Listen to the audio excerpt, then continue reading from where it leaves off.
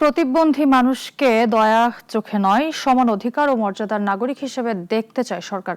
চিকিৎসা, শিক্ষা, যাতায়াত থেকে শুরু করে ডিজিটাল সেবা সব ক্ষেত্রেই নিশ্চিত করা হচ্ছে প্রবেশক্ষমতা।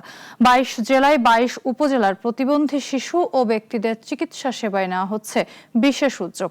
রেল ও মেট্রো রেলে ভাড়ায় থাকছে ২৫% ছাড়। আল্লাহ, তুমি আমার একটু রক্ষা করো, তুমি আমার একটু ইয়া করো। আল্লাহর কাছে কাঁদতে কাঁদতে আমার গাড়ি ভালো করে দিল।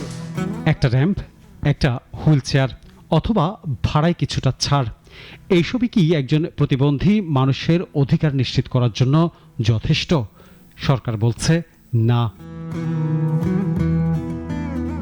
প্রতিবন্ধী ব্যক্তিদের জন্য সহায়তা কোনো দয়া কিংবা চ্যারিটি নয়, এটি তাদের সাংবিধানিক ও নাগরিক অধিকার।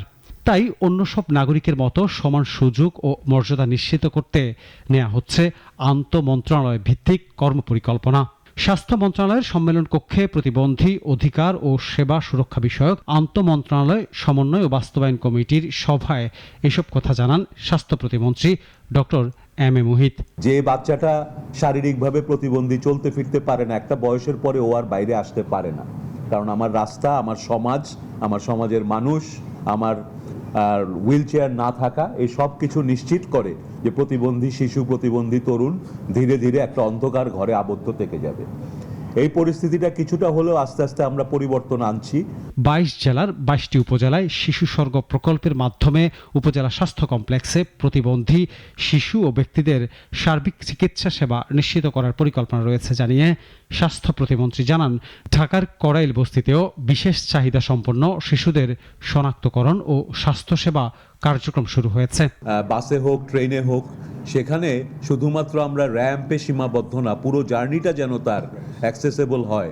টিকেটিং থেকে শুরু করে র্যাম্পের মাধ্যমে যেই বাহনে ওঠা, টয়লেটের ব্যবহার, সব কিছুতে যেন তাদের জন্য গ্রহণযোগ্য থাকে, সেই বিষয়গুলোতে আমরা আলোচনা করেছি। এই সময় সমাজ কল্যাণ প্রতিমন্ত্রী ফারজানা শারমিন জানান, বিশেষায়িত স্কুলের পাশাপাশি সাধারণ স্কুলগুলোকে প্রতিবন্ধী বান্ধব করার উদ্যোগ নেওয়া হচ্ছে। আমরা সেই জায়গা থেকে উঠে এসে প্রতিবন্ধীদেরকে সেই জায়গাতে নিতে চাই যে তারা নিজেরা মনে করবেন যে আমরা দেশের একজন অত্যন্ত যোগ্য এবং সম্মানিত নাগরিক, এবং তাদের ভেতরে প্রতিটা প্রতিবন্ধীর ভেতরে একটা স্পেশাল কোনো না কোনো কোয়ালিটি থাকে। আমরা সেই কোয়ালিটিটাকে তুলে নিয়ে আসার চেষ্টা করছি। শুধু রাস্তাঘাট কিংবা ভবন নয়, ডিজিটাল প্ল্যাটফর্মেও প্রতিবন্ধী মানুষের প্রবেশগম্যতা নিশ্চিত করার কথাও বলছে সরকার। আনোয়ার হোসেন, নাগরিক, ঢাকা।